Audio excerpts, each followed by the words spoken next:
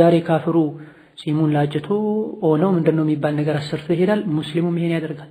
ካፍሩ ጺሙን ላጭቶ ከላይ ቀድሞ ቀመስ ከንፈሩ ላይ ያለውን ፀጉር ያስቀራል። ሙስሊሙ ምን ያደርጋል? ካፍሩ ሱሪውን ጎትቶ ይሄዳል።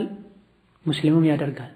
ካፍሯ ሴት ፊቷን ገልጣ ተኳኩላ ተቀንድባ ሽቶ ተቀብታ ትሄዳለች። የረሱልን ሰለላሁ ዐለይሂ ወሰለም መመሪያ ትጠሳለች። ሙስሊማም ሴት ይሄን ታደርጋለች። ካፍሩ በወለድ ለመበልጸግ ይሞክራል። ሙስሊሙም ይሄን ያደርጋል። ካፍሩ ጉቦ ይሰጣል። ሙስሊሙም ይሄን ያደርጋል። ካፍሩ ስጋራ ያጨሳል፣ ኸምር ይጠጣል። የተወሰኑ ደካማ ሙስሊሞችም ይሄን ያደርጋሉ። ካፍሩ ልጁን የት እንደዋለ ከማን ጋር እንደዋለ ምን እንዳደረገ ዞር ብሎ አይም። ሙስሊሙም ይሄን ያደርጋል። ካፍሩ የተለያዩ ቆሻሻ ፊልሞችን፣ ድራማዎችን፣ ብልግና የሚያስተምሩ ነገሮችን ሲያይ ይውላል፣ ሲያይ ያድራል። ሙስሊሙም ይሄን ያደርጋል። በዚህ መሰረትም ዲኑ ተሸርሽሯል።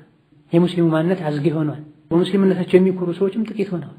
እስላም ላይ ምንም ነውርና እንከን የሌለ ከመሆኑ ጋር ለሁሉም ሀገር፣ ለሁሉም ዘመን፣ ለሁሉም ትውልድ የሚበጅ የሚያኮራ አንገትን ቀና የሚያስደርግ ከመሆኑ ጋር እስላም የሚያዘውን ነገር መተግበርና መፈጸም ኋላ ቀርነት መስሎ ምዕራባውያን ያደረጉትን በደስታና በሙሉ ፍላጎት ሲያደርጉ ይታያል።